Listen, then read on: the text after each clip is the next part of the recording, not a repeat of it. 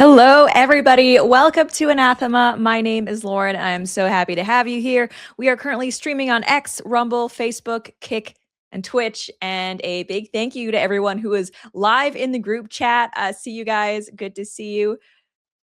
A notable China, one of our beloved mods on Rumble. Make sure to go follow him on X as well, by the way. Same name. Unless your name is Lauren Chen, you're likely going down. Yeah, they tried to take me down. They really did. Not successful, though. Not saying that I won out of that situation, but I don't think they won either. Hawaii 50 Groiper on Kick. Good to see you again. Kurtrang on Twitch. Hey, good afternoon. Kuda Panda. Hello, Lauren on Kick. Hi, everybody. Okay, so we have a lot to talk about.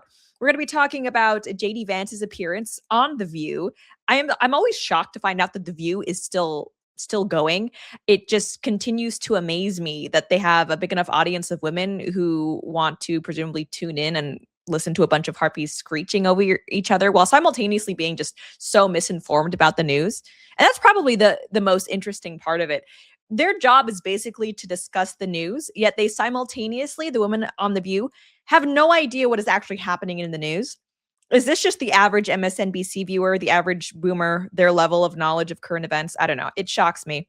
We're also going to be talking about probably the big story this stream around is the UK Grooming Gang Report. So, I mean, if you're listening to this, odds are the Grooming Gang situation, that's not news to you. But however bad you thought it all was, the Grooming Gang Report inquiry report, sorry, it makes it clear that the situation was actually 10 times worse than anyone could have imagined. We're also going to be looking at the fifth Shrek movie is coming out and it looks awful. People are making fun of it, rightfully so. Why can't we just have nice things? And Juneteenth, by the way. Today is Juneteenth, so we're going to be going over my thoughts on the holiday. And actually, just starting off, I apologize. There was no stream on Wednesday. Usually, we're Monday, Wednesday, Friday, 2 p.m. Eastern. Had to cancel the show on Wednesday. I encountered myself under a deluge of paperwork and bureaucracy that, because of Juneteenth, actually meant that I had less time to get it all done than I thought. And so, first off, I don't know who the losers were in society who thought that, what would make this all a lot better, just life in general. A lot of forms, a lot of numbered forms. Let's ask them for documentation. Let's get some tax returns in there. Let's get some bank statements as well. That's fun. That was pretty much all of my Wednesday. It was terrible. And because Juneteenth is apparently a federal holiday, I'd forgotten. It meant I needed to submit stuff sooner. Thank you, Juneteenth, for that. So already I have a chip on my shoulder about Juneteenth. Had to cancel the show because I was about to kill myself, literally commit seppuku because of death by paperwork. Axel Foley, wear the Juneteenth love. Yeah, so here's the thing. Juneteenth, in case you're not familiar with it, because it's this basically fake holiday that was astroturfed into popularity, I don't know, 5 years ago. What it should be is a celebration commemorating the date where slaves in Texas kind of found out about the Emancipation Proclamation that it actually freed them. So it's not the day that slaves were freed, but it's celebrating when those slaves in Texas found out that they were freed. And now, because slavery is a bad thing that we don't like, I actually don't think the idea of Juneteenth is a bad thing. Let's all get together and celebrate the fact that this injustice ended on American soil. And, let's all appreciate the fact that the American dream was made available to more people. More people were able to take advantage of the promises that were made in things like the Declaration of Independence that said that all men are created equal. That's not a bad thing. It could also maybe even be a reminder of suffering that continues worldwide because of slavery. Because, we like to pretend in the West that white people were the worst perpetrators of slavery. Not the case, especially considering the fact that there's still modern slavery now. So slavery is a blight that is still going around. The problem I have with Juneteenth, though, is that in practice, what it actually has equated to is basically white guilt, the holiday. And we're going to be looking, I have examples of this. I always come prepared with receipts. We're going to be looking at examples of how, when it comes to celebrating Juneteenth, the left has basically made it mandatory to not only say, yay, thankfully slavery is over, let's appreciate that, But also, understandably, let's remember how bad it was, how much of a travesty, how people suffered under it. But also, and this is the part that frustrates me, let's talk about the continuing racial injustices. We're going to look over. It's basically impossible, apparently, to issue a Juneteenth statement without bowing to the idea that systemic racism still continues to hinder Black people. Jaeger JS, another mod on Rumble. I think a subscriber to me on X, which I appreciate. Yes, we never hear about slavery happening today. Exactly. That's it, because the modern dialectic surrounding slavery in Western countries, it's not actually that slavery was bad awareness, let's stop it, because if that were the case, you just point it out, we would be talking about modern day slavery that's still continuing. The slavery conversation has been weaponized in order to stoke racial resentment against white people and against Western countries in general, especially America. It's the idea that America is this intrinsically, innately evil country, which of course is ridiculous. Is it perfect? No. Is its history perfect? No. Same can be said of any nation. And I think America, unlike a lot of nations, has actually done a lot, sacrificed a lot in blood and treasure, trying to live up to its founding promises. It's basically about trying to excuse problems in the Black community, especially stoke racial resentment, and I think try to argue for reparations, even more so than is basically already being paid. So here, let's go over some of the statements that people have put out. And let's underscore this with the fact that, I don't know, 10 years ago, was anybody talking about Juneteenth? Maybe, I'm not saying it didn't exist, but it wasn't a big deal like it is now. Politicians weren't putting out statements, and I'm old enough where you can't gaslight me about this, okay? I was 20, so I was old enough to have the wherewithal to remember that no, Juneteenth wasn't a thing. And now it's become kind of like this new way that leftists virtue signal. So Senator Bernie Sanders, great example. Today, 161 years since the first Juneteenth celebration, we honor those who fought for freedom and remember the lasting legacy of slavery. This would have been a fine statement to put out. But no, it doesn't stop there. And this is the thing. You're going to notice from now on how it never stops there. They can't just say slavery bad, let's celebrate it was over. It's always, and slavery still exists to this day. Case in point. He says Black Americans continue to face systemic challenges to living in safety and dignity. Our goal, we must all end all forms of bigotry. So anyone who says that Juneteenth is just about celebrating the end of slavery, they're wrong. They're lying to you. This is, again, an astroturf celebration. This was very much a top-down thing. People didn't just start organically celebrating this. This is an effort by the institutionalized left to not only continue the conversation surrounding slavery, keep it alive, but also to reinvigorate the idea of racial grievances. And that is exactly why I think it's understandable that people don't like what Juneteenth is in essence. Mayor Zohran Kwame Mamdani on June 19th, 1865, he says African-American communities in Galveston, Texas finally learned of their freedom from slavery 2.5 years after the Emancipation Proclamation took effect. For 161 years, Juneteenth has been a day of remembrance for the freedom that was delayed. It is also a celebration of the joy and resilience that flourished despite that day. This is still not problematic, but hang on a second. We're going to get there. The contributions of African Americans who struggle for freedom shaped our nation are immeasurable. Okay, that's still fine. Here we go. Yet too many Black families continue to bear the brunt of an affordability crisis that has pushed them out of the neighborhoods and communities they've built. Oh, now actually to celebrate Juneteenth, you have to talk about not only the violence that Black people endure, by the way, overwhelmingly disproportionately at the hands of other Black people, but now also it's that Black people are being affected by gentrification. This is how you celebrate Juneteenth, apparently. He says, thus, freedom has a tangible impact on daily life, the ability to afford housing, earn a living wage, put food on the table, support a family, and create a future for generations to come. As we celebrate today, we must recommit ourselves to ensuring this freedom is fully recognized. Kutrang on Twitch, good point. Which politicians taxing the hell out of them? Yeah, if the leftists actually cared, they would try to, address the affordability issue by, I don't know, not actively making things worse for taxpayers and communities in general. Oh, yeah. And that's another good point. Breaking K on Twitch. He says Juneteenth actually wasn't the last ones to release slaves. It was actually Native Americans in Oklahoma. We have another tweet here that tries to paint it as though like this was a Confederacy problem.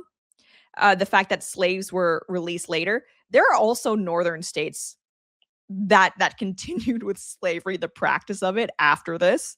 So trying to make it as if like, oh, is this the South is just evil? Here, Uber facts. Juneteenth wasn't the day enslaved people were freed. It was the day enslaved people in Texas were told they had been free for over 2 years. President Lincoln's Emancipation Proclamation went into effect January 1st, 1863, but was ignored by the Confederate state. There were also states up north that still had slaves, you know. So it's just not only are they trying to stoke up the racial grievances now, we're also going to try to crap on the southern states, the Confederate states, because it's always a good time to do that. Jaeger JS on Rumble. If you stay, it's gentrification. If you go, it's white flight. Basically, nothing white people can do where they won't be attacked. Yeah. Good stuff. Okay, so we also have, where is it? Sesame Street put out a Juneteenth post. Who is going to Sesame Street for Juneteenth celebrations? I don't know. Today's hashtag Juneteenth, a day to honor history and reflect on the meaning of freedom. That's not the worst one. It's not the worst one, but we have more. Okay, Elizabeth Warren, a great example of this. Juneteenth is a celebration and a reminder that the fight for racial justice in our country is over. Yeah, this is why Juneteenth is being rejected by a lot of people, because you can't have a celebration, a federal holiday, thanks to Biden, that is actively basically trying to call the majority of the population racist. That's not okay. So yeah, again, the concept of Juneteenth, yeah, let's celebrate the end of slavery. Let's celebrate freedom. Let's like take a moment to remember all of the Americans who suffered under slavery. But I'm not going to get on board with a holiday, neither should you, that perpetuates the idea that white people are racist, that Black people are just being targeted systemically because of the color of their skin. Yeah, Inevitable China on Rumble. When they say bigotry and racism, they just mean white people. That is like increasingly clear. And I'm kind of done with it. And I think a lot of people are. So if you go on social media, basically people are turning Juneteenth into a reason to post, let's just say, politically incorrect memes about the Black community. And this is what I mean. Overall, this holiday, the way that it's kind of been shoved down people's throats, it's just been a disaster, because it's encouraging Black people to resent white people, not only for past injustices toward their ancestors, but the idea that white people are responsible for suffering the Black community still.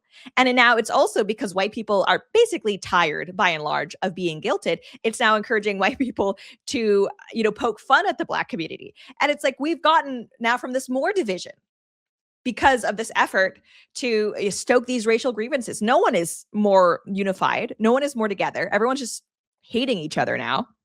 Yeah, Democrats, they put out a tweet. As we celebrate Juneteenth, we honor the power and resilience of Black Americans throughout American history. Okay, sure. But wait.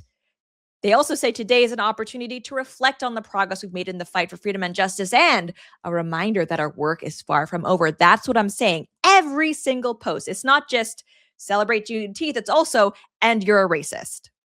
Yeah. Another post they did again. They're pushing Juneteenth. 5 years ago, thanks to the advocacy of Opal Lee, Juneteenth became a federal holiday. Okay, great.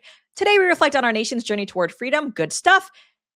Boom, and commit ourselves to the fight for true equality and justice for all, meaning that they don't think that Black people are actually equal yet in America. Mm-hmm. Oh my gosh. Okay, so the Democrats are basically they're the party that is just flooding the feed with this. By the way, I'm in Nashville, Tennessee right now. I have not seen really any Juneteenth stuff. I guess federal workers and bank employees appreciate the day off.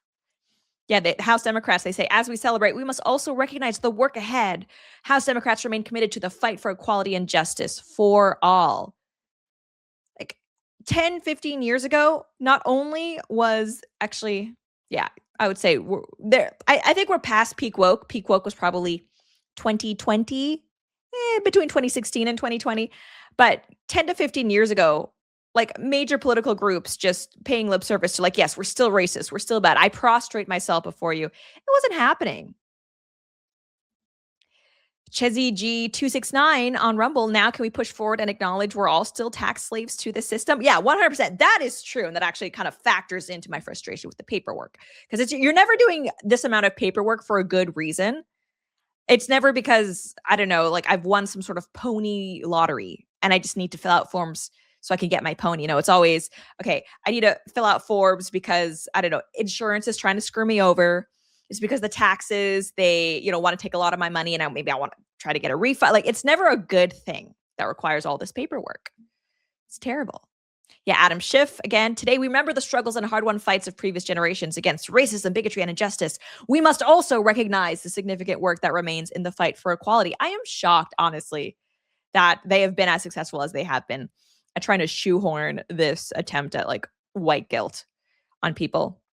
And then, yeah, this brings us to now the memes of it all, because people obviously are kind of frustrated with this rhetoric. This is some 2020 BLM George Floyd era, like, white guilt stuff. People are done with it. This user on X, it's Juneteenth. Sorry. And this has 47,000 likes, by the way. He says, it's Juneteenth Eve, so don't forget to leave out Kool-Aid, pineapples, and sickle cell medicine tonight. Otherwise, St. George Floyd will steal your catalytic converter. Another post with 14,000 likes. Happy Juneteenth Eve. You got a bucket of KFC, some cigarettes, what I presume are menthols, Kool-Aid, pineapple, grape soda. Dear St. Floyd. Stacy is right. 8.7 thousand likes. I haven't decided which store I'm going to shoplift from to celebrate Juneteenth. And this is exactly the thing. Like, this is what you should expect when you try to racialize holidays. What do you think is going to happen? Like, you really think the white people who are being demonized by this are just going to sit back and prostrate themselves? Like, you're right. We're so terrible. I'm so sorry, Black people. Maybe that would have happened 8 years ago. I think we're past that as a society now. Bowtied Ranger, Juneteenth has morphed into a national holiday to make fun of Black people. I now look forward to X on Juneteenth because some of the best content of the year will be flooding my timeline all day. It didn't need to be like this, guys. It really didn't. We could have actually had a celebration where we just celebrate the fact that, hey, we are all free now. But we couldn't do that because we could never have anything unifying. It's always got to be divisive. Sammy626 on Kick here in LA. It's annoying to see ain't nobody oppressed. Yeah, I can imagine places like New York, LA. It's probably all over the place. Zada2454, after gay, we go back to white Independence Day. Yeah. And it's kind of like, it's been interesting to see. I think Pride Month is basically dead at this point. I think we have one video, a Pride video we'll talk about that acknowledges Pride Month, but overall, they lost. Okay. The Dylan Mulvaney thing, the era of corporations teaming up with drag queens to try to sell you stuff, it's largely past. That's dead. But apparently the white, I guess the white vilification, that's not over yet. So yeah, that's essentially what I have to say on about Juneteenth. Kutrang on Twitch, just MLB pushing it. Oh yeah, I did hear about that. But yeah, happy Juneteenth. Let's all be appreciative that in America, we are free. People are free. Let's take a moment to remember the people who did suffer under slavery in this nation and the people who suffer still to this day. But no, we're done with the white guilt. We're not doing that anymore. Okay. So that brings us to, should we do Vance on The View? No, let's talk about the grooming gangs. All right. So the issue of, and I'm going to be explicit here, Pakistani Muslim rape gangs targeting underage working class British girls.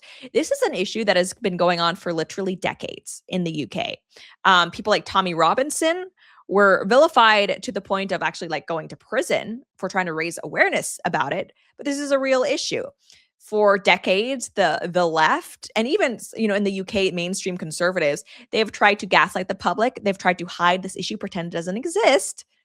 But it's finally gotten to a point now because of, honestly, mostly online activism, because if we were just relying on the corporate press, no one would ever be talking about this. It's now gotten to the point where we finally have put out by Rupert Lowe, part of the Restore Britain party, a leader, founder of it. We have the Grooming Gang Report that details, more so than anything we've seen before, the extent to which British girls were targeted, victimized, trafficked, abused, just all manner of things. The Rupert Gang Inquiry Report, Rupert Lowe put out June 16th. So it's now been, I mean, this post at least has been seen by 46 million people. 179,000 people have liked it. This is now a viral issue. And keep in mind, you're still not hearing about it from CNN. I don't even know if Fox News has covered it, but Sky News, they're certainly really not talking about it really in the UK. So this is here. I have it open. Do I? Let's share this tab instead. So it's too long for us to read today in its entirety. It's 219 pages. Now, props to Asmongold because he actually did go through for hours and read the whole thing to his audience of millions. So now, people are finding out about the travesties that occurred, which is good. We're going to look at some of the, I don't even want to call them highlights though, because that has a positive connotation. We're going to be looking at some of the most egregious things.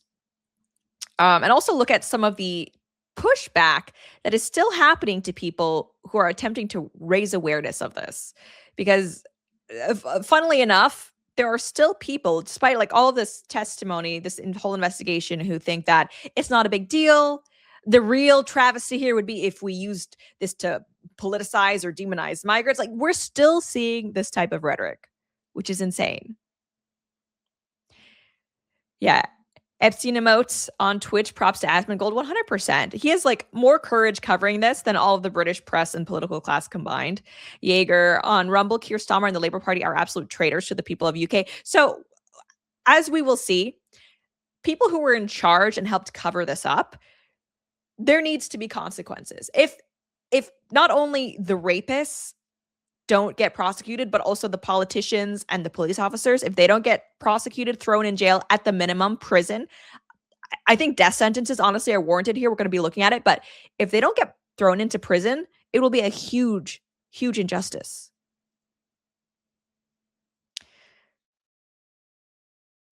Epstein emote on Twitch. It isn't that courageous to be Islamophobic like Robinson, though. Are we not past that? This is still the narrative in the UK. It seems strange, but that it's Islamophobic to talk about this, even though I think it's come out that 85% at a minimum of the perpetrators, like in these grooming games, were actually Muslim, and I think, overwhelmingly Pakistani at that. So here we have this thread by Matt Von Swole. He says, I've just finished reading the Rape Gang Inquiry Report. It is without a doubt the most horrifying document I've ever read in my life. There is no close second, and it's worse than you could ever imagine. Here's everything you need to know. So he says the inquiry estimates at least 250,000 girls, 250,000. They are overwhelmingly white girls, and they were raped, trafficked, and tortured over decades.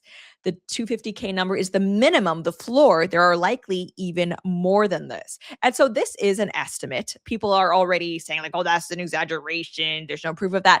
Because this has been covered up and obfuscated for so long, it's impossible to get an accurate report of how many girls were affected. This is the extrapolation that they've come up with. And this is, again, assuming over decades, right? So no one is saying that like 1 in 4 girls now, but yeah, that 250,000 number, that does represent over time girls who were targeted and who were ignored by the police. Sometimes the police were actually complicit in defending their abusers. It's insane. He says, number 2, the same crime was documented in at least 149 local authority districts, nearly 40% of the country. This wasn't dozens of isolated local incidents. This was absolutely a national pattern that the state chose to let grow for decades. First recorded case dates to 1955. He says the NHS treated 13-year-olds for gonorrhea and chlamydia, logged pregnancies from rape and injuries from assault, but then discharged the children the same night back to their abusers. They treated symptoms and ignored the crime entirely. Pure evil. There's even a story of I think 12-year-old who was abused with a glass bottle and ended up having to, I think, take herself to the hospital to get the glass shards removed internally from her. And apparently the hospital staff treated her and then just let her go back. No further questions about, hey, how did this happen? How does a 12-year-old get broken glass inside her vaginal canal? Let's maybe this warrants, I don't know, calling the police, trying to figure out, talk to the people who are like her guardians. No, no. And I don't really understand how that's a thing. You'll see as we go through this, there are mentions of the police dismissing victims as like child prostitutes. To be clear, there is no such thing as a child prostitute. If you've encountered a sexualized minor who, like, they're with obviously like these 30-year-old men, that's not a prostitute. That is a child who has been trafficked. And so I would have thought that the obvious policy is to remove the child from that situation and basically just start arresting everybody, do an investigation, find out what the hell is going on. But no, apparently in the UK, when you see a child who's been molested, plied with drugs and alcohol, you call them a prostitute. This is insane to me. Insane to me.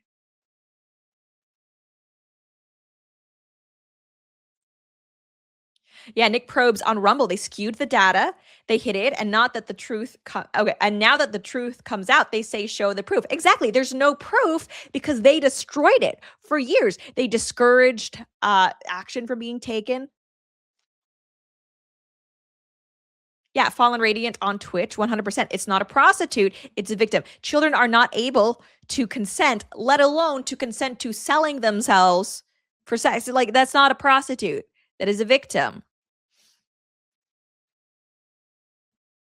He also says children's homes became actual trafficking hubs. Social services placed already groomed kids in units they knew were targeted, returned girls to the exact addresses where they'd been raped, and stripped protective parents of authority, often in front of the child.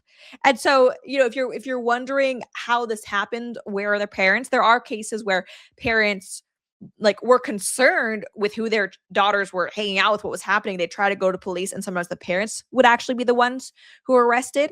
And a lot of the worst cases that I've seen, they were targeting girls who were in care homes, foster homes. So there's less supervision that they have, and they take advantage of these girls. And again, these were wards of the state who were targeted and victimized, who were absolutely let down by the people who were supposed to be looking after them. CZG269 on Rumble, part of me wants to think some of the story is fake because it's so gruesome. I would love to think that this was fake. I like for my own sanity and just not blackpilling, I would be much happier if this was all made up. I don't want this to be true. But unfortunately, there are enough witnesses, testimony, survivors that have come forward now where I think you have to accept that a huge targeting of British girls continued, and no one helped them for decades because they thought it was worse to be racist than to enable actual rapists. Yeah. So Matt Von Swall, again, follow him on X if you don't, by the way. He's a great account, does a lot of stuff like regarding news. He says police criminalized the victims and let rapists walk. Girls were literally arrested for being drunk and disorderly after their own assaults. A South Yorkshire officer cut a no prosecution deal with a known abuser. Some officers were inside the rape gangs. Yeah, so there are times where, the police are called because someone sees something suspicious looking, where there's an intoxicated 13-year-old and, a Pakistani man with her. And what they do is they charge the girl, the minor, with being drunk and disorderly or public intoxication. It's like, really?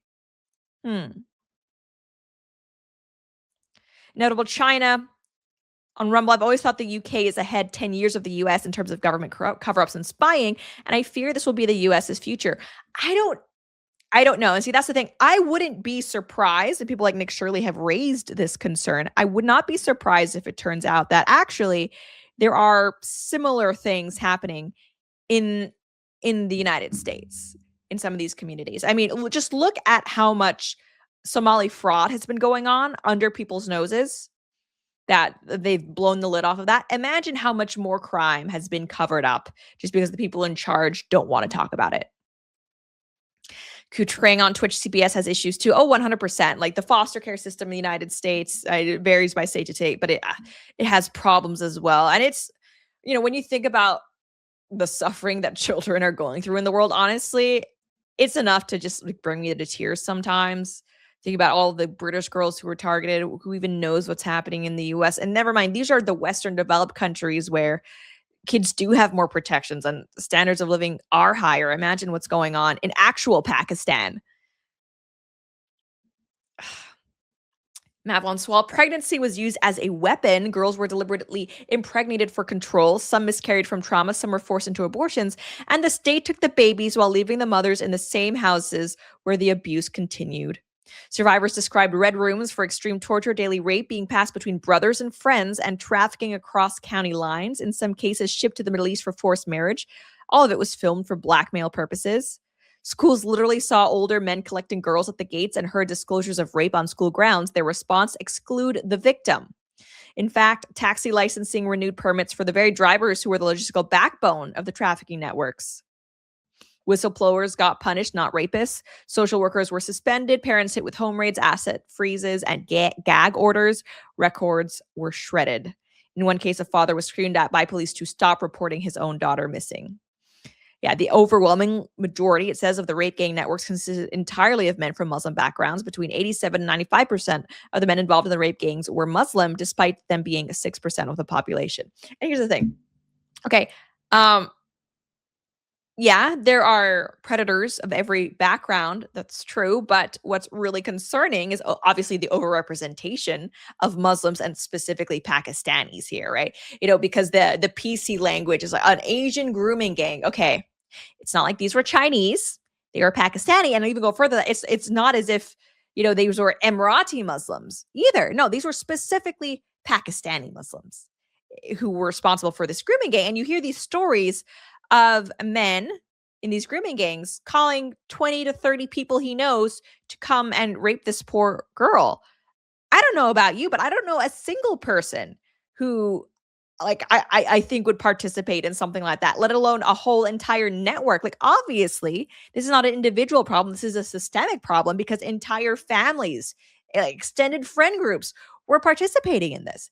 And so not only do the rapists in question need to be, I don't even think you should deport them, honestly.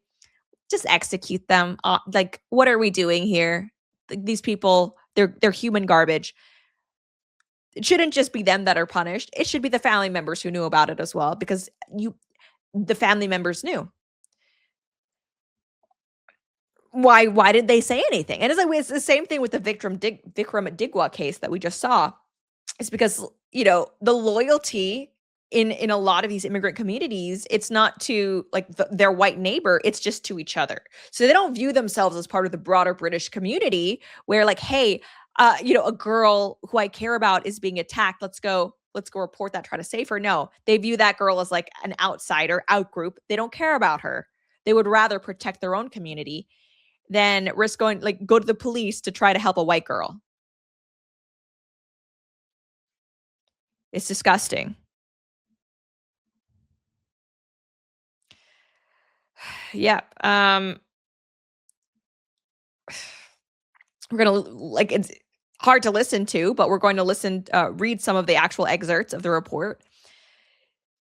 The most egregious stuff. It says only the police took any formal action, issuing harboring notices to the men, official warnings stating they had no permission to associate with, contact, or house a vulnerable child. However, no further action followed. So they're just going to give a warning. When Fiona's mother called the police to report her daughter missing and mentioned a history of abuse by Asian men, the call handler told her, "You can't describe them as Asian men because that's racist. You should just be glad your child is being taught a different culture." Okay, I don't give a damn about diversity. I don't want my daughter being groomed by men. Okay. If that's the culture she's being exposed to, that's a garbage culture. What are we doing here? What are we doing here? On one occasion, it says a police officer returned Fiona to the house where the abuse was occurring and told the men to have fun with her. Just the wall. Everybody involved in this, on the wall right now. We've seen enough. Buckman55 on Rumble, is it bad that I'm having a John Wick reaction to some of these details? No, that's the reasonable reaction. In a sane society, that's actually what should happen.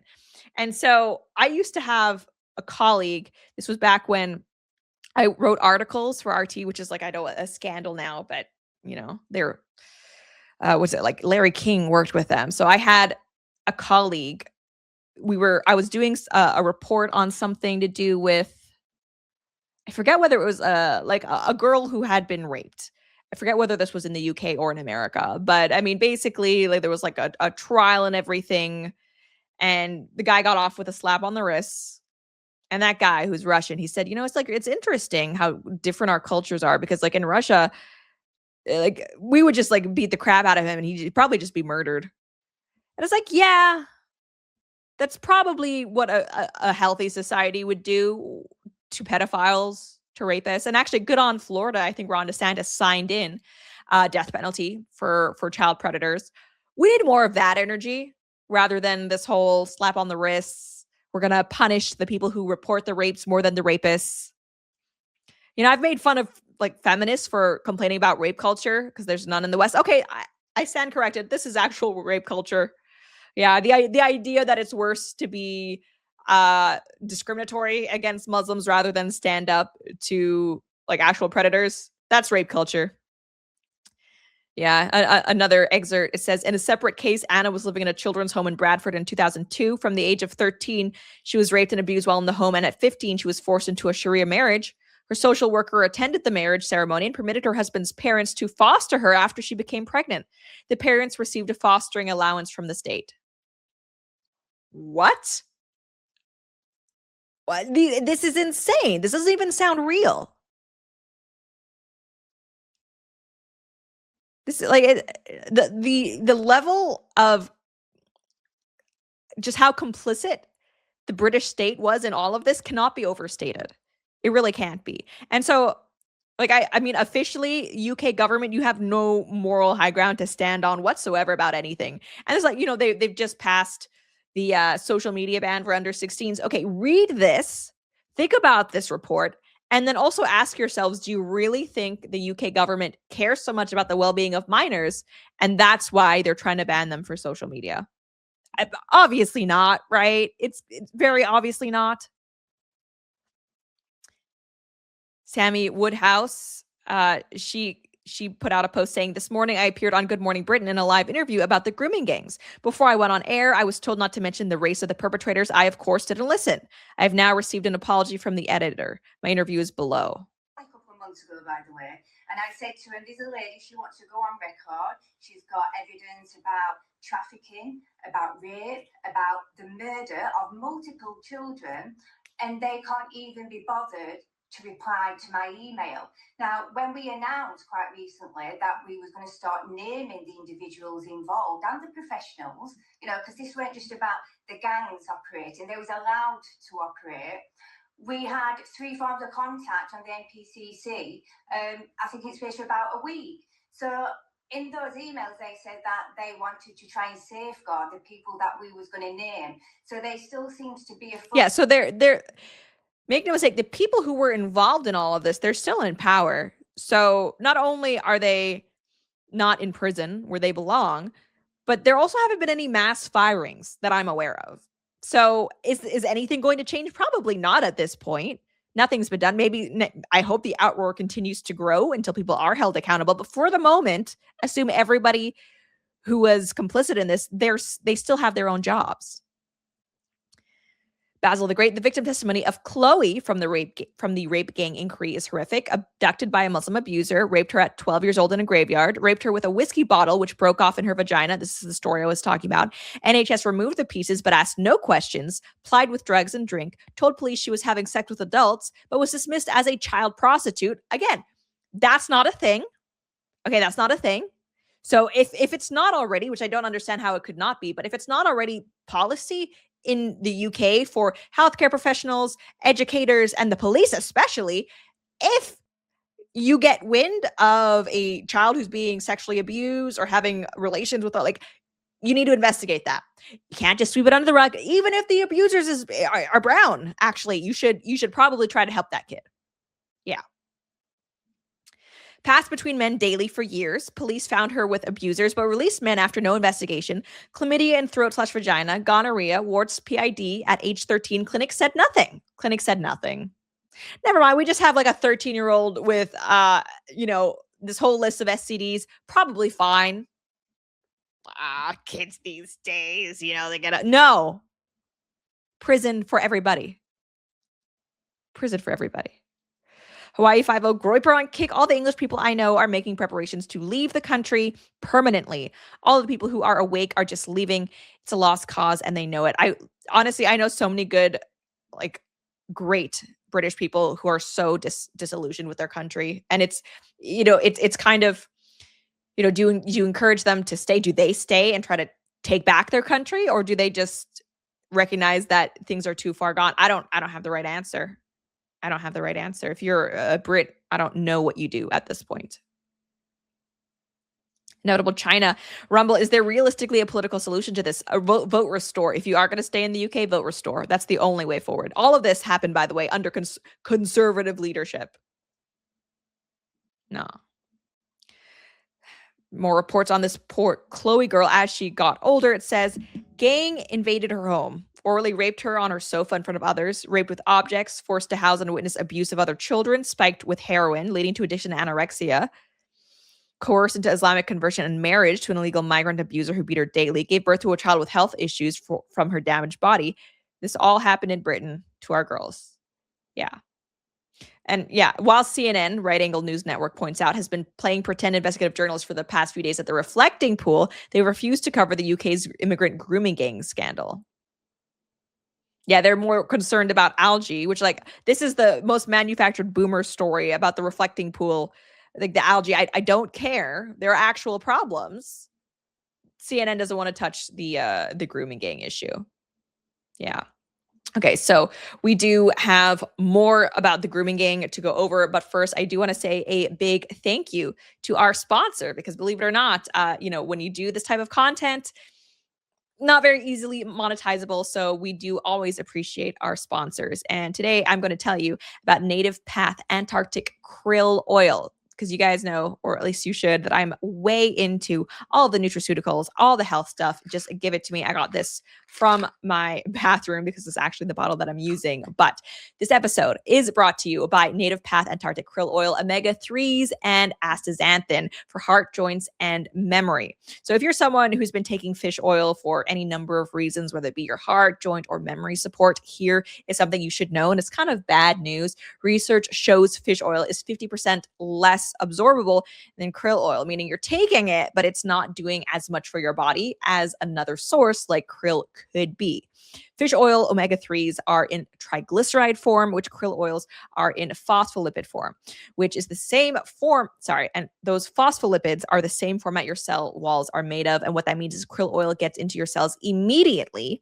In head-to-head studies, krill oil outperformed fish oil at improving cholesterol, reducing inflammation, and easing joint pain. Often at lower doses.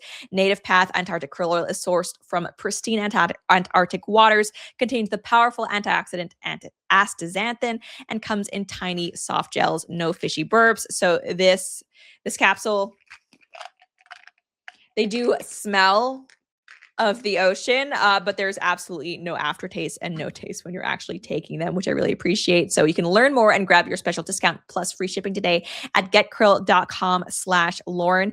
Again, that is getkrill, getkrill.com/Lauren. And a big thank you to Native Path for sponsoring this episode of Anathema. So if you're looking for a way to support the show, then check it out. Getkrill.com/Lauren is a great way to do that.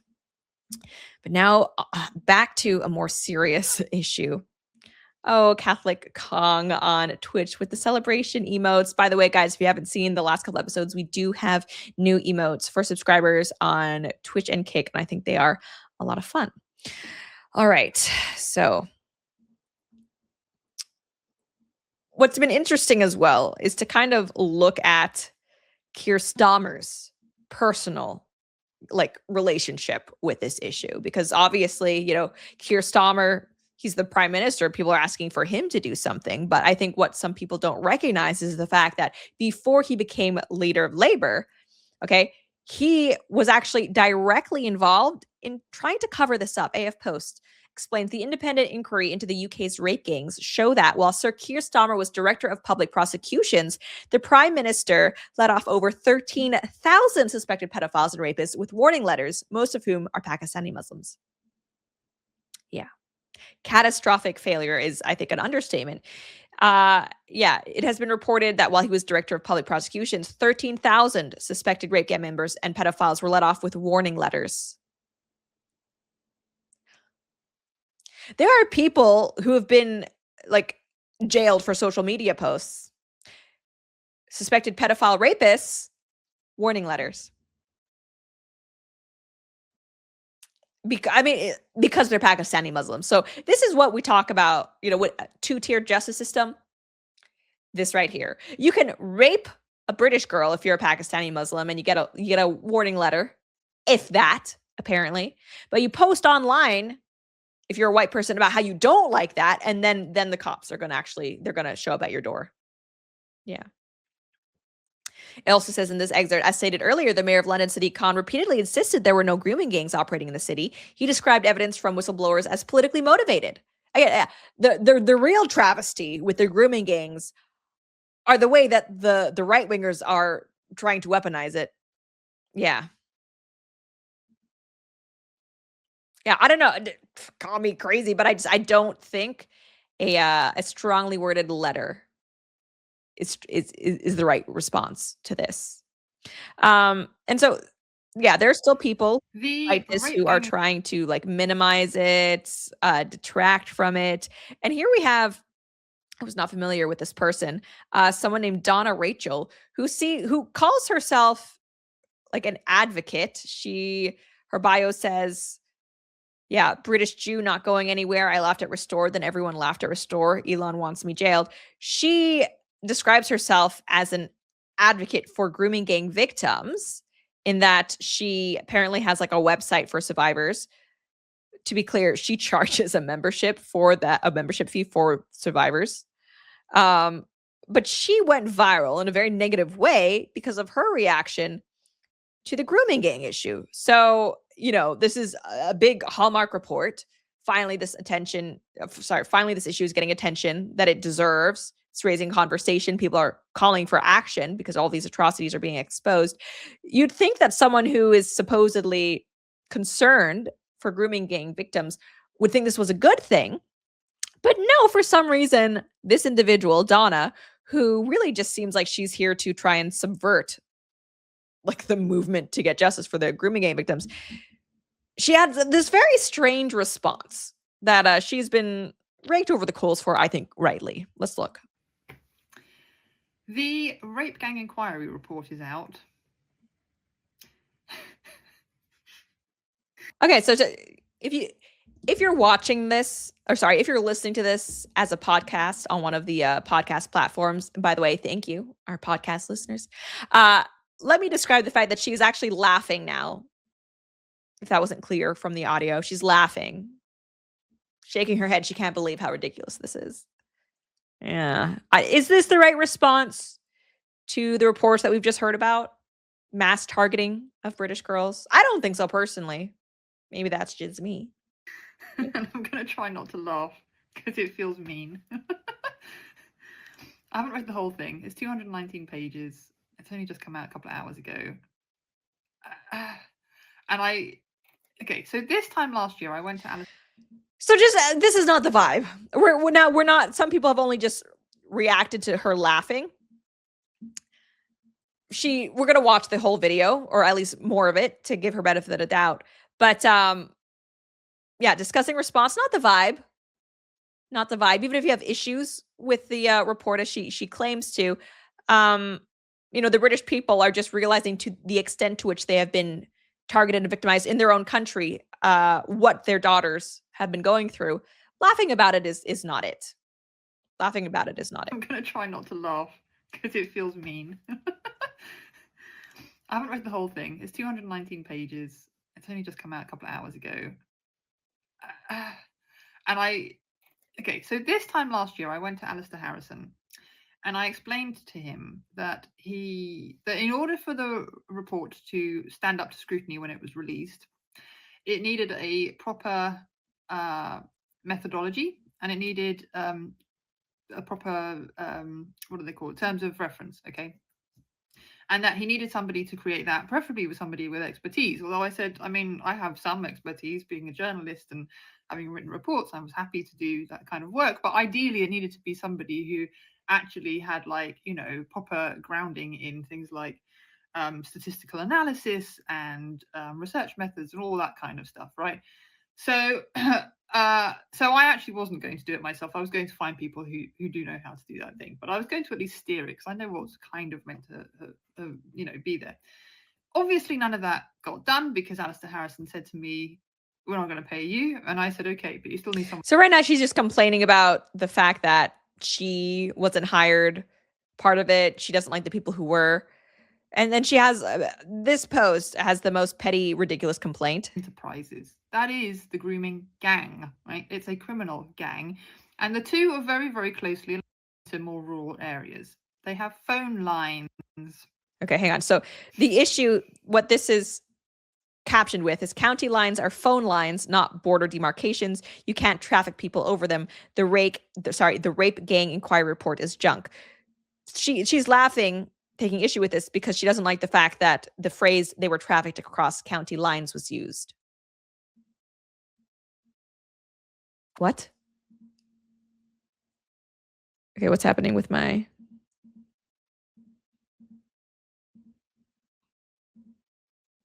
Am I still coming in? I don't even know. Hopefully not. But anyway, Josh Ferm, who is on the Lotus Eaters podcast, he put out a response saying, "You're disgusting." The report was written by a lawyer. She alleged that it wasn't. We just edited it. The official way both the police and the government refer to gangs that operate in multiple counties is county line gangs. Embarrassing. Delete your account. It's just like, why are you counter signaling?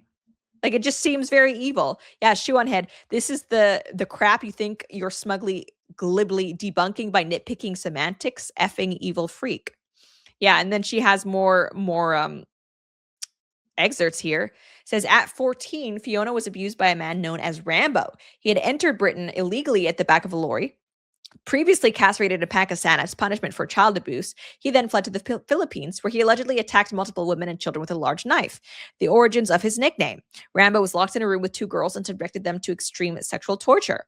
This case illustrated that in some instances, the sexual abuse of children was driven more by humiliation and control than by sexual gratification. Yeah, when you're so bad that even Pakistan castrates you because you're too much of a predator, you know it's bad. And this guy was just in the UK hanging out, chilling, having a good time. Again, this is a story of someone named Jane who was taken to a bathroom by a girl who brought her there and instructed to shave. She was told that she was being sold to men for sex. Jane did not want to participate, but complied out of fear. She was then sexually abused by one of the men and made to sleep in a small child's bed afterward. The following morning, the girl who took Jane to the flat was paid by the men. This talked about the trafficking of young girls. Eventually, Jane disclosed her own sexual exploitation to accommodation staff, including the trafficking and exchange of money. She was told what was happening did not constitute trafficking as she was over the age of 16. The police were not contacted and no action was taken.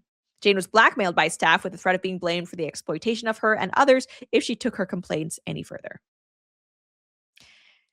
Yeah, Sarah endured a 12-year ordeal after being kidnapped from the street at the age of 15. During this period, she was repeatedly drugged with Valium, beaten, and raped. At one point, her abuser presented her with a certificate from the mosque and declared that they were married according to Islamic rites. Whistleblowers, it says, who tried to expose the truth, such as a social worker, Caven Vines, Tommy Robinson, and countless protective parents, were suspended, bankrupted, subjected to drawn raids, asset freezing, and gagging orders. The rule of law failed, and racial religious aggravation was almost never applied to the few that were convicted. Foreign national offenders were rarely deported, and sentences bore no relation to the lifetime of destruction inflicted. I mean, yeah, if your response to this is like, I think this is ridiculous because I wasn't part of it, and also that I don't like this. Like, no, what are you doing? What are you doing? And then, of course, like, this same woman has made a follow-up video talking about how she is actually the victim here. She says, I wasn't laughing at rape gang survivors. I founded an organization dedicated to supporting rape gang survivors, which, again, I will reiterate, charges a membership fee on these rape gang survivors. She says, I was laughing at Charlie Downs, Harrison Pitt, and Alistair Harrison because they are contemptible people. I hold them in contempt for harming survivors. So her whole thing that she's trying to gaslight people into believing now is that actually like this report, because it wasn't done the right way, it's actually harmful. No, no one believes you. No one actually thinks you're on the right side here. What are you doing? You're trying to distract from the issue at hand. You are a subversive agent. And so this is a woman from France here that I want to bring into this to show that it's not just the UK. AF Post reports this French woman who was raped by a migrant has been convicted and will be sentenced for saying publicly that migrants are a danger to women. Her rapist has not been caught. So it seems like everywhere in the Western world, especially Europe, but I don't think America and Canada are not free from this. White women, there's a racial aspect to this. Let's be real. White women, their safety is being deprioritized because like the ultimate victims in the social hierarchy that's been established like are of course non-white refugees. If you're Muslim, great.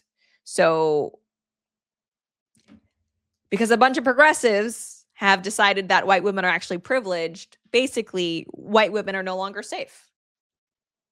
This is where we're going. This is what's happening.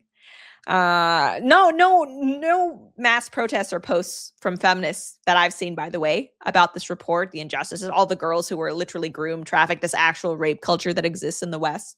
They're pretty silent. Weird. You would have thought, or at least I would have, that they would care about this, but they're not really saying much. So there you go. Now what this means for the UK, Labor is not going to do anything about it. Let's be real. But I'm hoping that the outrage is so strong amongst the British people that when the next election rolls around, people actually vote restore. They vote for a party that is going to hold these people accountable, that's going to fire, that's going to prosecute, because it's clear that the British establishment has no interest in doing that. So if you actually want change in the UK, vote restore. It's the only way forward. Not reform, restore, or nothing's really going to change. Conservative liberalism, restore, you mean reform. I want people to vote for restore. I forget what I said, but restore. Reform is not going to get it done. You need to vote restore. Yeah. Buckman55 on Rumble, they're actively doing the Norm Macdonald tweet while talking about a story that is the Norm Macdonald tweet. Yeah. Yeah. Just a travesty. And this, like, Pakistan is a place where sexual violence is normalized, sexual abuse happens. And so I don't know why we're surprised that when you bring in mass amounts of Pakistani men over, the same thing happens, right? It's not like Pakistan suffering from, I don't know, natural disasters, right? They don't have control over that. It is specifically the Pakistanis themselves who are doing all the rape, though. Like, they can't blame that on socioeconomic factors even. Those don't cause you to rape. So this is predictable. There's no such thing as magic soil that, a rapist in Pakistan, once you bring him over to the UK, he's suddenly going to not do that and behave that way. This is a very predictable outcome. Yeah. So, I guess kudos for Rupert Lowe for actually putting this out, but more needs to be done before there's actual justice, because again, no one so far has been prosecuted who has allowed all this to happen. Now, let's take a look at Shrek. So in case you haven't been following, there are like 4 Shreks right now. I think I've seen the first, definitely 2. 2 was actually not bad. 3 and 4, not really interested. But they're making a 5th Shrek because, of course, Hollywood ran out of good ideas like probably 10 years ago. That's why they're like really milking all of these sequels. We got a billion Toy Stories, a billion Frozens, and now a billion Shreks. And so Shrek specifically has been getting a lot of attention, and not for the right reasons. They've just released a trailer for it. I'm not going to play the audio because that's not really relevant. They've released the trailer for it, and people very quickly notice this doesn't look good. Like, again, if you're listening to this as a podcast, thank you. The animation looks wacky. It looks like they've almost CalArtsified this. Oh yeah, and here we have the gingerbread man like twerking with Gumdrop Butt. And like, can we talk about that for a second? I'm going to get back to the animation problems with Shrek, but I absolutely hate how not only has ghetto culture become mainstream, but it's also now in children's stuff. Why? Like, if you try to watch kids content now, like, it's full of hip hop music because hip hop and kids, great combination. Why wouldn't you want to expose your children, your young kids, to a culture that glorifies violence, promiscuity? That's great. Even if, and like, even if the lyrics themselves in this kids show are okay, I don't even like the art form being applied to kids entertainment. Okay, it debases it, it lowers it. Yeah, it's not something that belongs near kids at all. And also just the aesthetics as well. Now they have dolls who look ghetto. They've got like the big lashes, the long nails. Why are we ghettoizing kids who would otherwise have no exposure to that culture? I don't want my kids around. I don't want my kids to know anything about that. So, why do we have a twerking gingerbread man? It's trashy, it's ghetto, it's not good. Like, this is not the type of culture we should be promoting in any way, shape, or form. And it's not natural. This is being astroturfed. Did you guys hear? Obviously, USAID was defunded, but then, like, for the first time in a long time, there was no rap song like on the top 10 or whatever Billboard charts. The promotion of this stuff, it is very artificial. Even Queen Latifah was in Ice Age, and so now Ice Age has to be hip hop and rap too. No, okay, that's not natural. Parents don't want that. Black people are what, 13% of America, and not all Black people are rap and hip hop and ghetto. So why is that little part of the culture now just mainstream American culture? It's because Hollywood executives, I think it's done to subvert the culture. They're trying to promote this. It's gross. I don't want it. I don't want that. Fallen Radiant on Twitch, the toys isn't even that new. It started with the Bratz dolls 20 years ago. Why do they do that? Yeah. Now there are dolls that make Bratz dolls look quaint. What are they're called, like LOL Surprise. Let me show you guys if you guys haven't seen them. And there are actual, I saw one that was dressed in like a fishnet. It basically looked like a streetwalker thing. Hang on, let me bring it up because otherwise you're not going to believe it. Yeah, there's more gingerbread. So I mean, like, this is what the dolls look like now. They're actually wearing like leather and fishnet. Why? What is wrong with these people? And this is what happens when people who don't have kids are in charge of children's content. Yeah, WTF is right. So anyway, yeah, we have twerking gingerbread man. And now this is what Shrek and Donkey look like.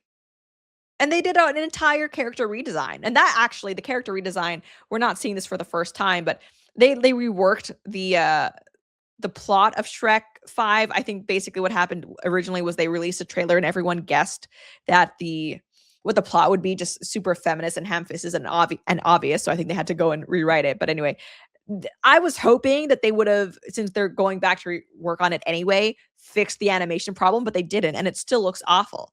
Yeah, people are comparing the Shrek designs then versus now. Every one of these looks worse. Like, Shrek looks just goofy, not in a good way. Fiona, terrible. Donkey, what's happened? The one who looks the most similar and kind of okay would be Dragon, who is not a main character, so who cares ultimately? Yeah, what are your thoughts on the Shrek 5 animation? This isn't Shrek.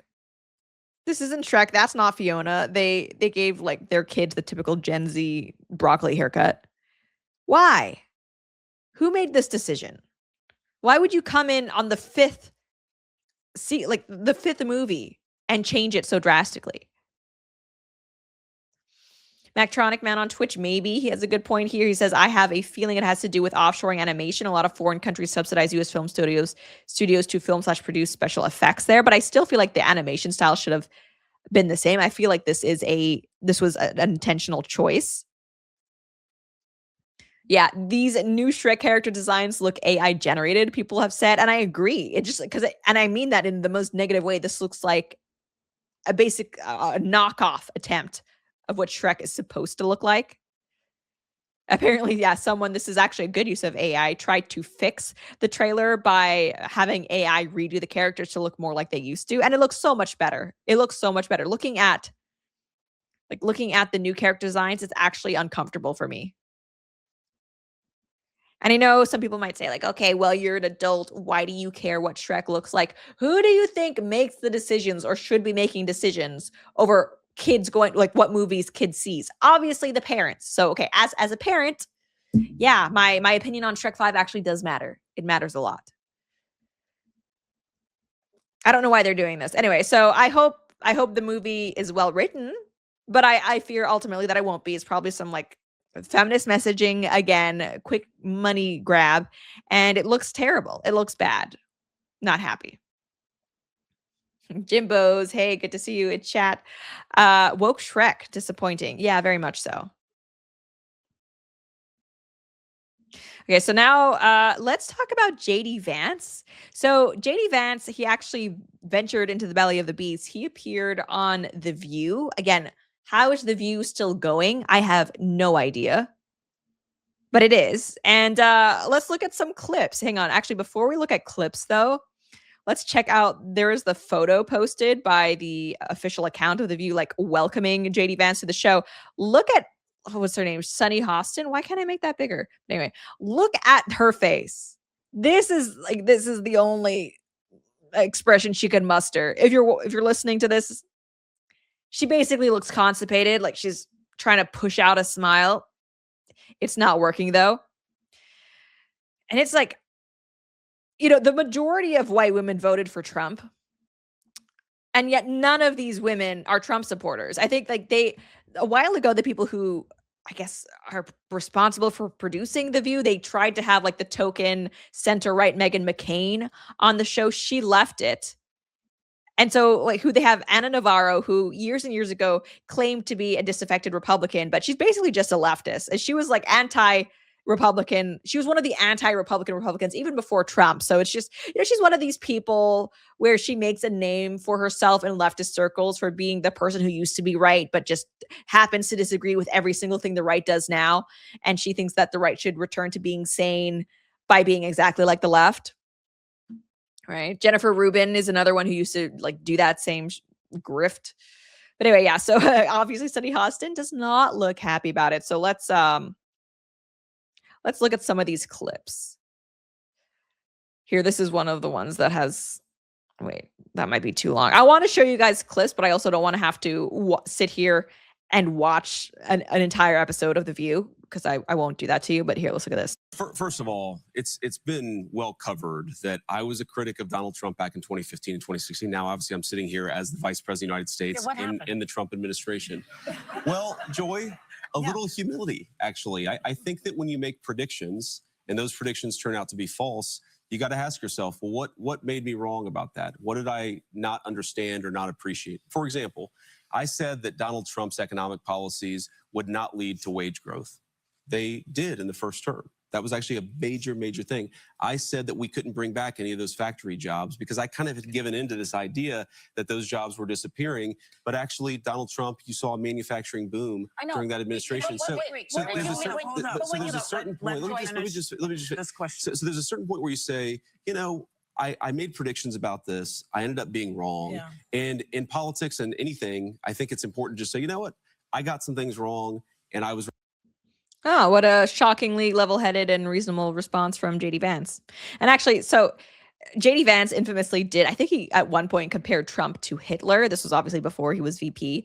And that's like when he was announced as the VP pick by Trump second time around, that really made me raise my eyebrows. Like, what? But I've got to say, I've been really happy with JD Vance. I think he's been a great vice president, a better vice president than someone like Mike Pence ever was.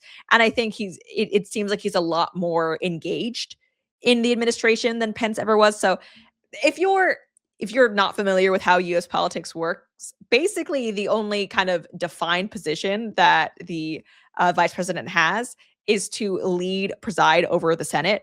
Now, most of the time, like the vice president only actually goes to the Senate if he needs to like do a tiebreaker vote.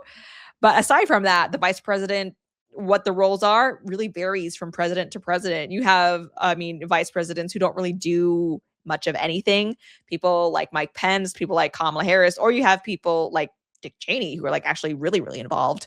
And I think I think Vice President Vance is another one of those like really involved people. I mean, he's been sent to like the Middle East. He's helped in negotiations with Iran. He's very hands-on, which I think is smart for the Trump administration because he's clearly competent. Like Vance and Rubio are both always kind of tracking to be favored for next Republican presidential candidate, and they're both very strong. Like even if you don't like them for whatever reason, you can't deny that they're competent. I think they were probably some of the better picks the Trump administration has done this time around.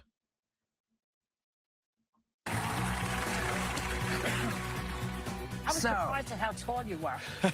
He's very tall. Well, if you only see somebody on TV, you just see their, in my case, giant head. So it hides how tall I am. Yeah. That's right. We are the table of big heads here.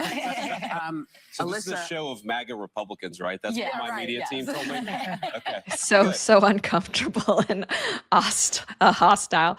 Okay, something that I was disappointed that JD Vance did do is that he has that like one quote about childless cat ladies. He ended up apologizing for that, which I understand why he did, but I was also disappointed in it. I think he should have stuck by it. Has the next question. Okay, so in the book, Mr. Vice President, you make a mea culpa of sorts for calling Democrats childless cat lady.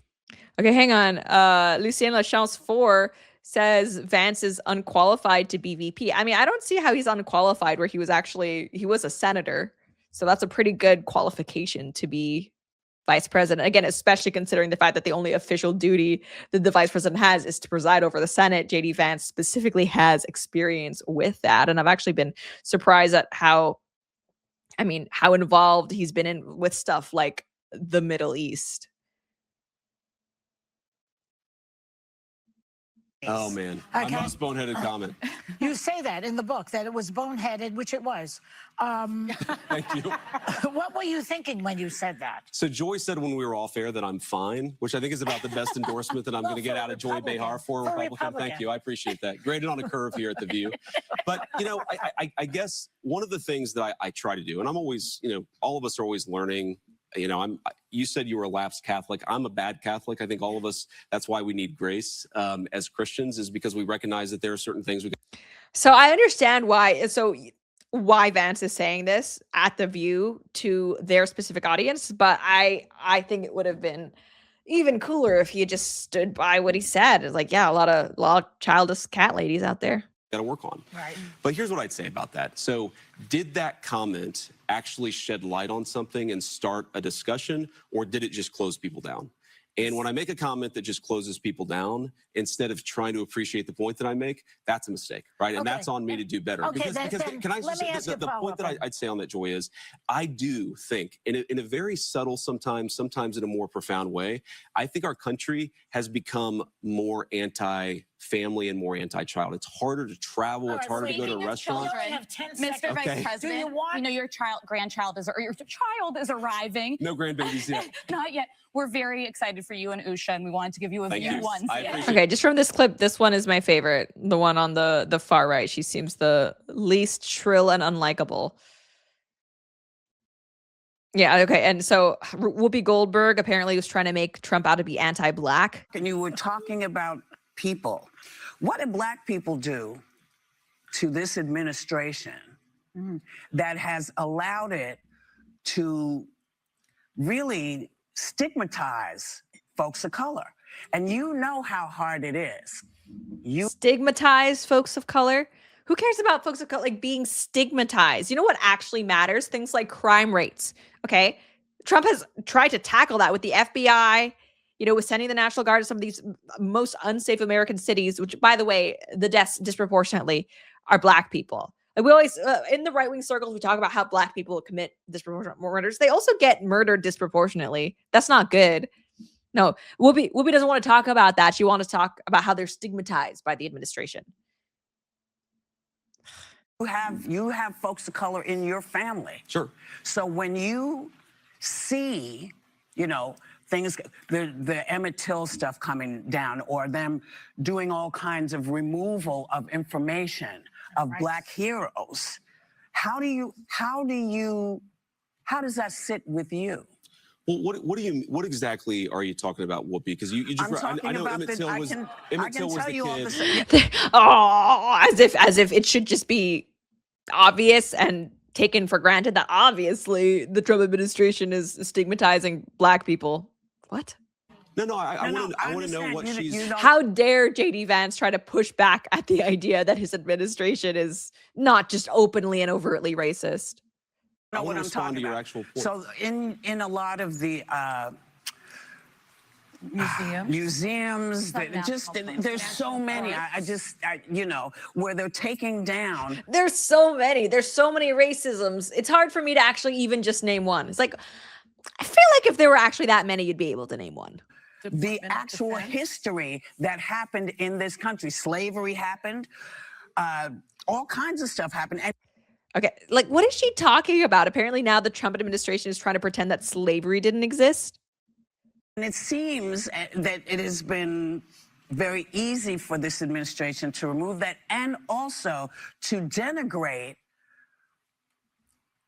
Black folks who have worked their behinds off to get this American dream. How do you, I mean, you know better. How is the audience clapping for that? She said nothing. It's basically just feelings and vibes. JD Vance has a very reasonable. Okay, you're asserting that we are stigmatizing Black people. Can I have an example of that? But, you know, just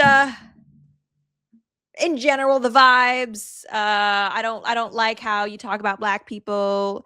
Oh, Beardson Raid in the Kick chat. Hey guys, good to have you here.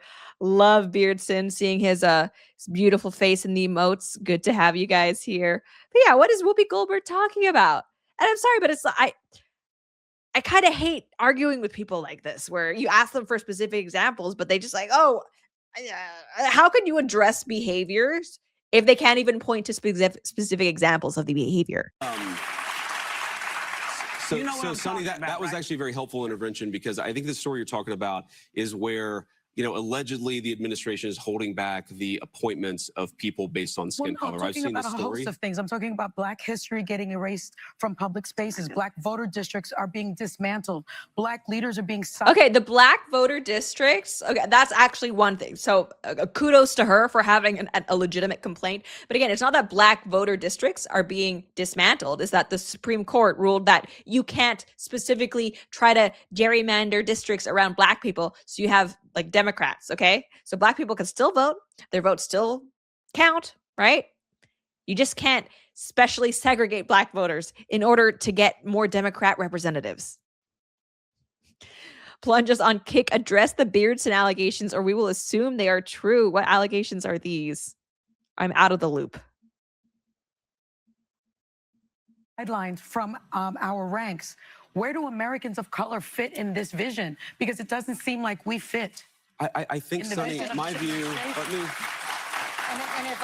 Where do Americans of color fit in this vision? What people like this lady, is that Sunny Hostin, I think. So what upsets her is the idea that Americans of color are the same as other people. That's what she doesn't like. She doesn't like the idea of not having special privileges. And so, I mean, we'll see what JD Vance says. I haven't seen this clip in its entirety, but I hope he just reiterates that.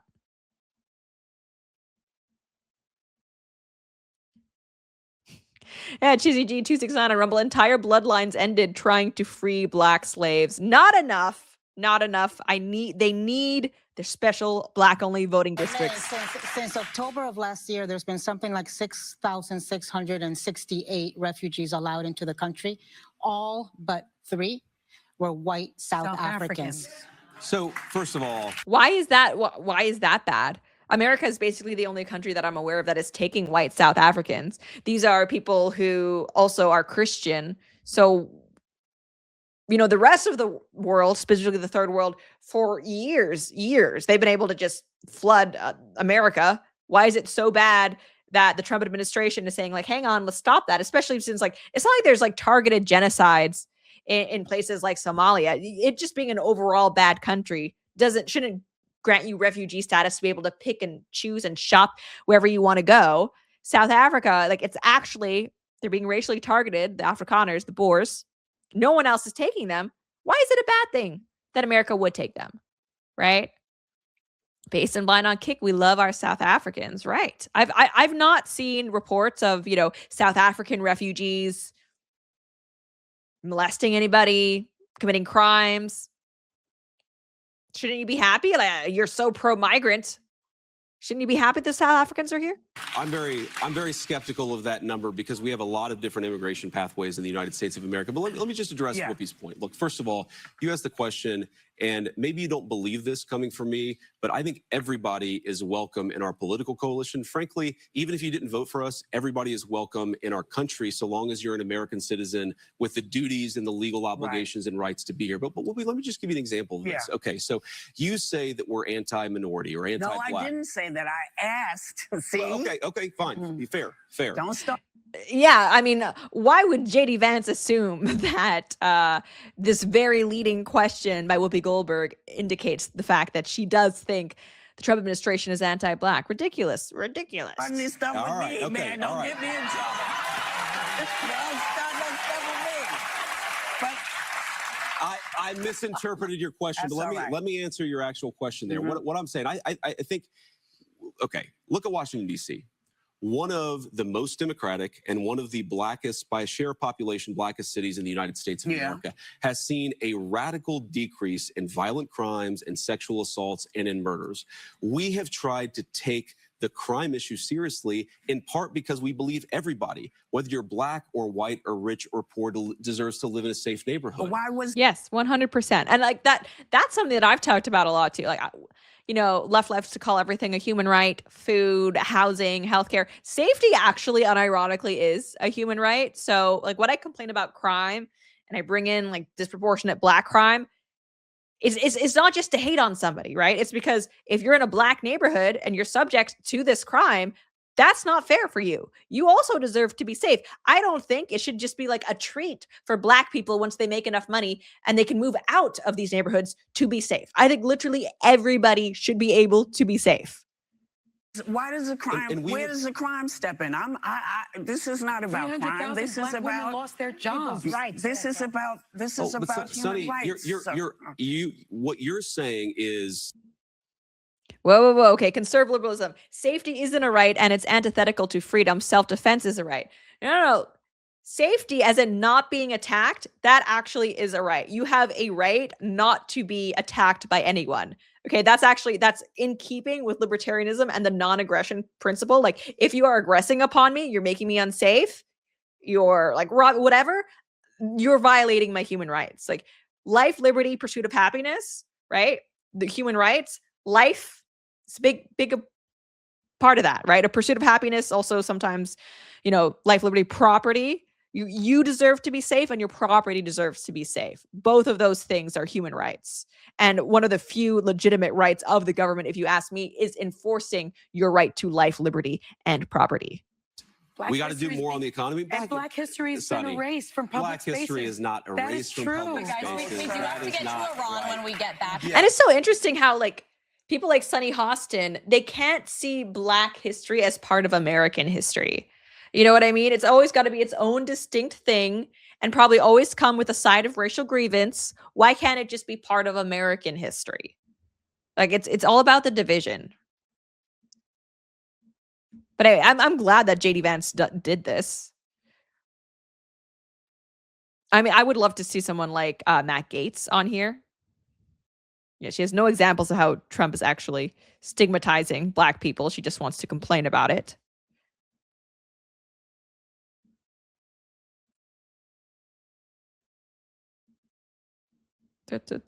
Anyway, so yeah, if you want to watch the episode in its entirety, it has been posted on X. But here, let's look at this ICE clip as well. So the majority of people that ICE is rounding up and taking out of their homes from their families, they're separating families. They're using children as bait. But the majority are not criminals. But can I respond to that, guys? Let me just say this. Okay, so you talk about the children. Here's what I'd say. Do we know that during the last administration, we had tens of thousands of children who were sex trafficked by the cartels, who were brought into our country in profoundly dangerous and predatory conditions. Let's talk about this administration. But here's the point. Unless you enforce the border, you invite that kind of conduct. You think that our immigration policies are inhumane based on the reporting of one person with a political bias. What I'm telling you is that it's inhumane to allow cartels to sex traffic people across our border. And by the way, please hold on. I appreciate that. We're going to get you back, Anna. We're coming. Yeah, no, the outrage over the ICE issue, I mean, it just rings very insincere because, again, they're actual human traffickers who operate smuggling kids in. The Democrats don't even seem to have anything to say about that. And ultimately, it's the parents who have put, like, if you are bringing your own kids across the border, not just random kids, it's your responsibility to put them in that situation. If you have to go, bring them with you as well. I've seen reports of, families are broken up because the parents want the kids to stay in America. That also is insane to me. I mean, I know America is great, love America, but being in America is not better than actually living with your parents. It's just crazy. Fidget guy, if Republican politicians ignored these leftist shows, they would disappear. I disagree, actually, a fidget guy whom I love, but I disagree here because there's a lot of money that goes into promoting and kind of keeping these shows afloat because it's useful propaganda for the left. So even like someone said that they're surprised the show has enough viewership to still be around. I don't even know if it does, but this is actually think of it as basically a campaign commercial for the Democrats that airs all year, every year. They get clips out of it. Yeah.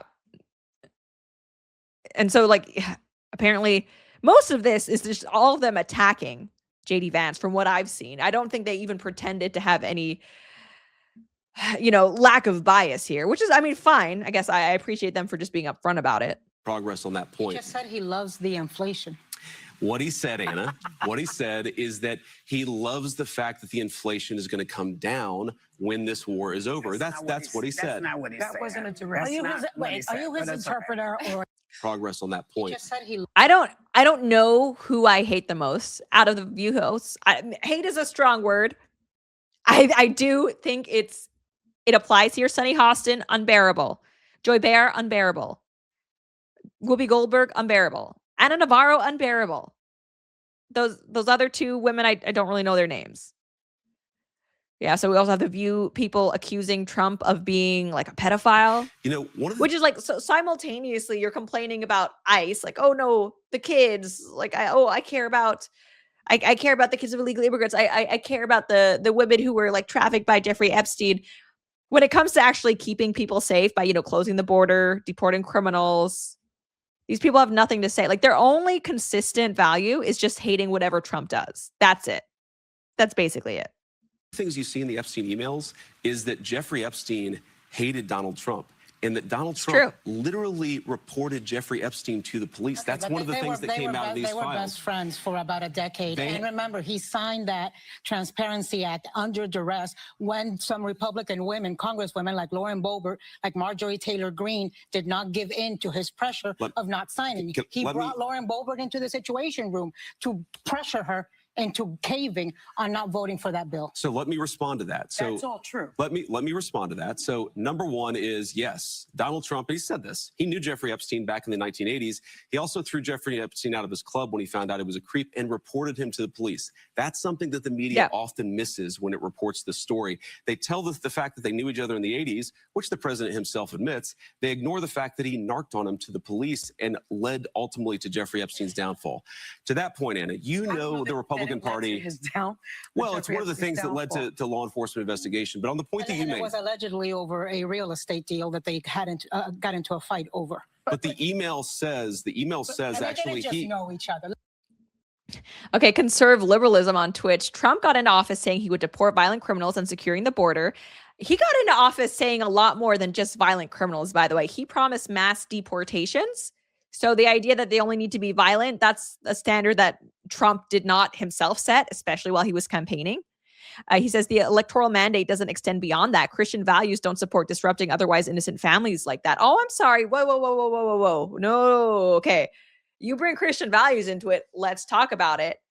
Yeah, Christians don't have to be okay with illegal immigrants who are just, not violent, because ultimately, okay, we could still have laws and be Christian. Oh, but they're just looking for a better life. Why is it incumbent upon Christians to care more about the illegal immigrant searching for a better life than their own kids who are going to be looking for a better life, or their neighbors who are also wanting a better life? Because illegal immigrants, even if they're not actively committing violent crimes, they still affect things like the economy. They affect things like the housing market. And by the way, I think it's like 80% or the majority of illegal immigrant households, they are on some form of welfare. Okay. Whether it's like housing assistant, food stamps, I mean, their kids being in schools and taking up those resources. Christians don't have to be okay with that exploitation just because they're Christian. So the idea that they're not harming anybody, they're just living, obviously an immigrant or illegal immigrant who is not actively a gang member is better than one who is and murdering. But that still doesn't make it okay. That still doesn't mean that it doesn't harm other people in America, because it does. It affects all of these things. It affects housing. It affects food prices. So yeah, no, Trump promised mass deportations. That's what he ran on. The majority of Americans support deporting illegal immigrants, even ones who are not violent. And I don't know why some conservatives still pussyfooting around the issue. Let's just be truthful and transparent here. They didn't just know each other. They were incredibly close friends. He reported him to the police. That's what I'm saying. That is objective. That is objectively true. But Anna made another point that I think I would be, if I may, because Anna made a very important point. This question about, did Donald Trump release these files only under duress from Republicans? And Anna, you know the Republican Party probably better than I do.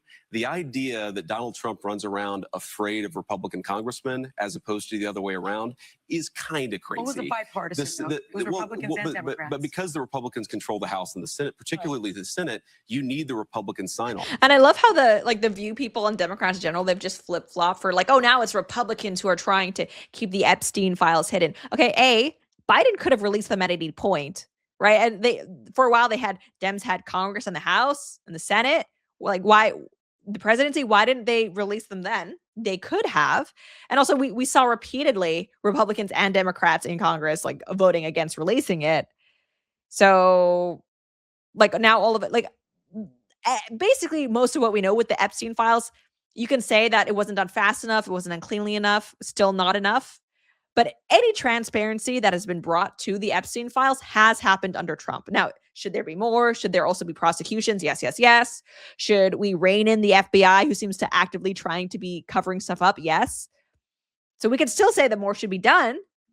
But to make it seem like Donald Trump, of all the people involved here, is the ultimate perpetrator of the Epstein cover-up, that's really, really...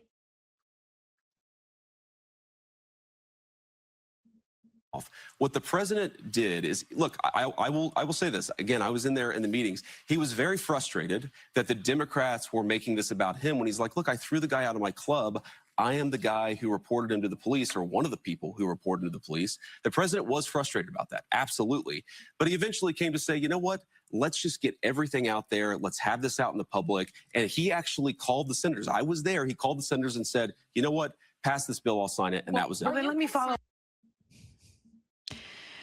Oh gosh, shrill harpies. So kudos to Vice President JD Vance for doing that. The View would be so much more interesting if they would have more right-wing people on. But then, of course, that would kind of burst the echo chamber. So I understand why they're not going to do that. I think probably the most entertaining outcome we could possibly have would be President Trump himself on The View.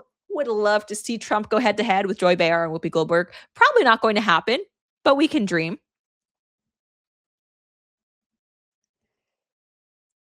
Coutring on Twitch, if any illegal get caught, they're going to be deported. That's what happens in other countries, by the way. Most other countries, maybe not Western ones now, but if you're illegally in Japan or China, even if you're just chilling, you don't just get to stay, because other countries have borders and laws. That's not, I don't think that's controversial.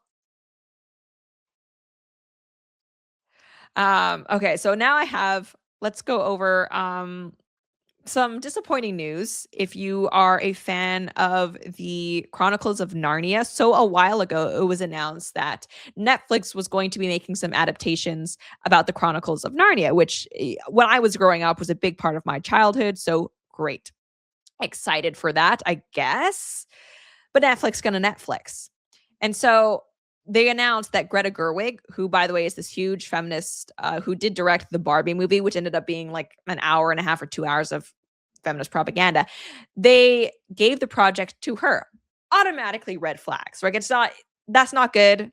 The Chronicles of Narnia, it is a Christian, like, apologetics work at its core. A lot of symbolism and it's kind of buried there, but that's what it is about. So trying to get, atheist feminist director no. Red flags, not going to be good. We have further confirmation now as we get closer to the release of the project that things are probably not going to work out for the best. This Count Huff on X says Greta Gerwig is directing The Magician's Nephew, the first book in the Chronicles of Narnia for Netflix. Meryl Streep is the voice of Aslan.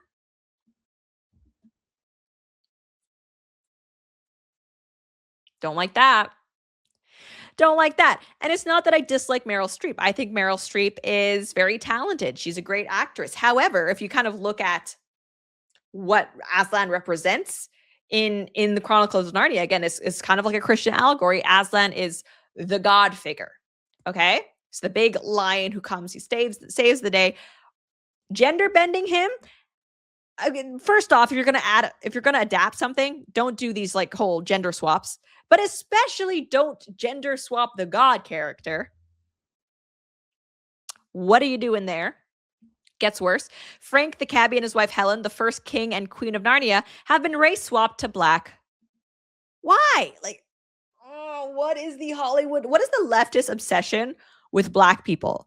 What is it? What's that about? That's weird, right? And it's not just they're obsessed with non-white people because they hate what whiteness represents, colonialism, I don't know, success, meritocracy. It's not just that they're anti-white, it's obsession specifically with black people. Black people who are 13% max of the American population, even smaller percent of the UK and Europe. So why all the focus specifically? I was is black the opposite of white when it through racial lens with these people? I guess it's very strange. It's like pure fetishization. They love the idea of black people. I think they think it adds an air of, I don't know, exoticness or ooh, we get to trot out how progressive we are on screen. It's why? Anyway, so keep in mind, the actual Chronicles of Narnia, it's supposed to be British people in the 1900s. But they've also changed that, by the way. The film is set in the 1950s, not the 1900s. So The Lion, the Witch, and the Wardrobe will be set in the 1990s, not the 1940s. So this is the first of the first book in the Chronicles of Narnia.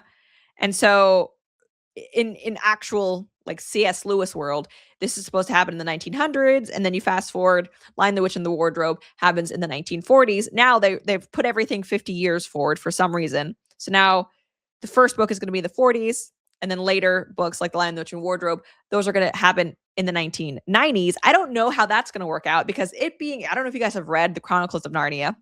It happening during World War II is actually kind of a big deal because they were London was being bombed and they're supposed to send the kids out to the countryside. It's kind of the premise of the first book. The kids are going out and, to, I think, a distant relative. It's been a hot minute since I read those books. But I don't know how you do that if it's just in the 90s. But the war backdrop was actually relevant to the story. What's the backdrop in the 1990s? Doesn't really make sense.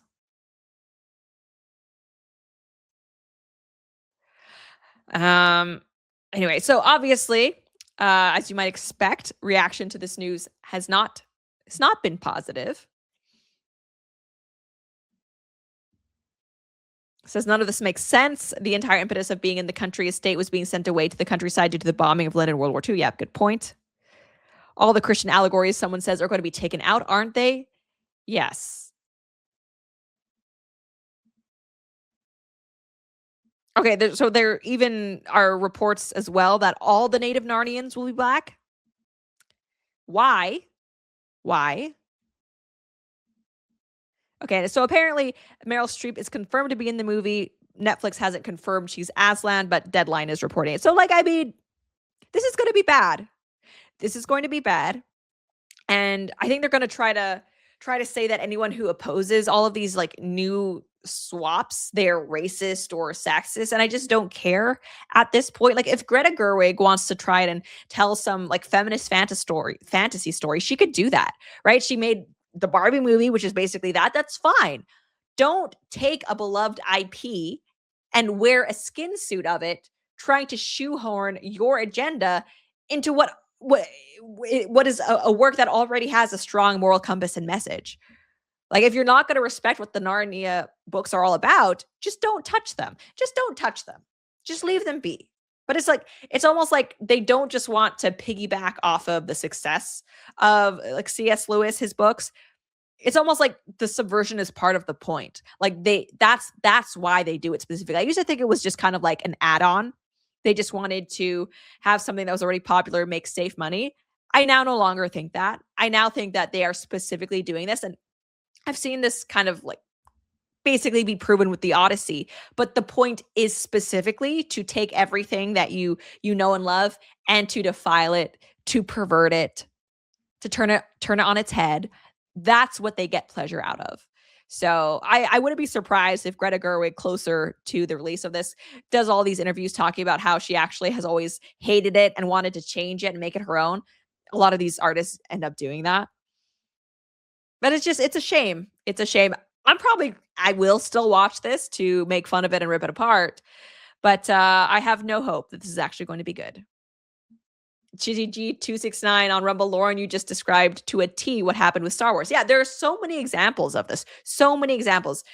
Star Wars is one. What they've ended up doing to Star Trek as well. Basically, any franchise from previous generations that is still around to this day, it has been bastardized. It has been made into, I guess, a hollow shell of what it is now. And it's being used to parade progressive talking points. Doctor Who, another great example of this. It's just kind of, it's sad to me that they're doing this with Chronicles of Narnia, because not only is it a classic, but it's also, it's a great Christian work. And you can just bet your bottom dollar that that is all going to be removed from what a movie or show, whatever this ends up being. I don't trust Greta Gerwig one bit to accurately portray the Christian themes. Andrew Unbox on Twitch, Disney Narnia was great. This is going to suck more than Stormy Daniels. I actually really like the Disney Narnia films. I was disappointed when they stopped making them. Fidget Guy on Rumble, Lauren, they're trying to rewrite English history. Africans are now the new historical Britons. Yeah, it's like British people, they can't have anything that's their own. And that's a theme like with white cultures in general. Everything was actually because of Black people or non-white people. White people apparently, very surprisingly, built nothing themselves, according to progressives. Anything that white people have was just something that they co-opted, took, or stole. You might think that doesn't really make sense, considering that white cultures have kind of been the standard, set the standard for things like human rights and economic development. If they're just stealing what other people have had and made, why are they the best countries? But I don't know. That's how it goes if you're a progressive. Oh yeah. So earlier we mentioned how Pride Month is basically dead. We have some funny news from Laverne Cox. Hang on, I accidentally X'd out of my screen. So Laverne Cox, if you are not familiar, she is probably one of the better known trans actresses. Passes very well, if you ask me. Was on was that Orange is the New Black. So from Pop Crave, it says Laverne Cox tells The Guardian she's lost 90% of her income due to Donald Trump's DEI rollbacks. It's reported, the quote is, the past year or two, I've had to dip into savings and my retirement fund. So the blessing is that I finally have the privilege to have a retirement fund to dip into, but you don't really want to do that. If it's affecting me, then it's definitely affecting other people. So I guess since they've put a stop to all of these like DEI programs, there's fewer agencies willing to spend, I'm guessing, tens of thousands of dollars, if not hundreds of thousands of dollars, to have Laverne Cox, this famous trans person, come speak at like whatever event. Why were taxpayers funding this to begin with? Pretty insane. Oh yeah, and one other trans story. Like I said, we don't Pride Month this year is just kind of lackluster. We're already the 19th of June and there've been so few pride related stories, but Misha Collins, another actor, he's probably best known as playing Castiel in a Supernatural. And I like that series, but as an actor, he is absolutely one of the like most diehard like left-wing activists. So he put out a post saying, "It's Pride Month, but instead of feeling pride, I'm ashamed of our country. I talked with two of the nation's leading trans activists, Erin Reed and her partner, Representative Zoe Zephyr, about the horrifying atrocities being carried out against the trans community and most importantly, what we can do about it." All right, so let's see what these lovely people have to say. I'm gonna pee. Okay, while Emily's peeing, we're going to try to have a conversation with each other that also keys you, the viewer, into what it is that we're talking to Erin Reed and Zoe Zephyr about today before Emily gets back from the bathroom. So is this like a gay couple with extra steps? I'm going to share with you a couple of things here. Erin Reed is a journalist and an advocate for trans rights. She is put together this incredible map of America and trans laws there and where it's safe to travel.